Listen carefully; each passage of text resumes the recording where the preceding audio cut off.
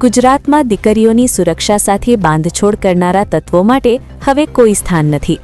રાજ્યના ગૃહ રાજ્યમંત્રી હર્ષ સંઘવીએ એક અત્યંત મહત્વપૂર્ણ અને કડક સંદેશ આપતા સ્પષ્ટ કર્યું છે કે આપણી દીકરીઓ પર હુમલો એટલે ગુનેગારના જીવનનો અંત। ગૃહમંત્રીએ આટકોટ દુષ્કર્મ કેસનો હવાલો આપતા જણાવ્યું હતું કે મહિલાઓ અને બાળકીઓ વિરુદ્ધના ગુનાઓમાં ગુજરાત સરકારની નીતિ એકદમ સ્પષ્ટ છે।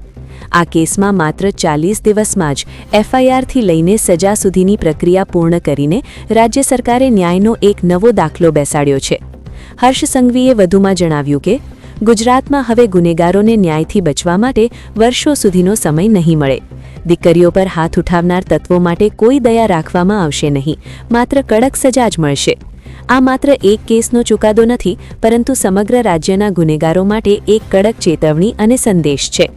સરકારના આ આક્રમક અભિગમથી સ્પષ્ટ થાય છે કે સુરક્ષિત ગુજરાતના સંકલ્પમાં દીકરીઓની રક્ષા એ સર્વોપરી છે। તમે જોઈ રહ્યા છો ATV news channel bureau chief Bharat જરીવાલાના સાથે। સ્પષ્ટ સંદેશ, દીકરીઓ કે બહેનો પર હુમલો એટલે જીવનનો અંત। આટકોટની 6 વર્ષની માસૂમ દીકરી જોડે દુષ્કર્મની ઘટનાને આજે 40મા દિવસ પર ગુનેગારને ફાંસીની સજા અપાવવામાં ગુજરાત સરકારને સફળતા પ્રાપ્ત થઈ છે। હું રાજકોટ ગ્રામ્ય પોલીસ, સૌ વકીલો અને ન્યાયતંત્રનો ખૂબ ખૂબ આભારી છું। આ જ પ્રકારે ગુજરાત સરકાર દ્વારા ભૂપેન્દ્રભાઈ પટેલના માર્ગદર્શનમાં 100 દિવસની અંદર અનેક દુષ્કર્મના કિસ્સાઓમાં ફાંસીની સજા અને આજીવન કેદની સજા અપાવવામાં સફળતા પ્રાપ્ત થઈ છે। આ પ્રકારના ગુનાઓમાં ગુજરાત સરકાર ખૂબ જ ગંભીરતાથી ડે ટુ ડે કામગીરી કરી રહી છે। આવનારા દિવસોમાં આ પ્રકારના જે પેન્ડિંગ કેસીસ છે એની ઉપર બી ડે ટુ ડે કામગીરી કરવા માટે ગુજરાત સરકારનો સંકલ્પ છે।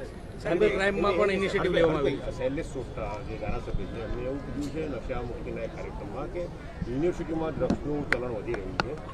બહારના રાજ્યોના જે વિદ્યાર્થીઓ છે એના કારણે આ દૂષણ વધી રહ્યું છે। હમણાં આજે જે દીકરીને ન્યાય મળ્યો છે, આ ન્યાય માત્ર એક દીકરી કે દીકરીના પરિવાર પૂરતો નથી।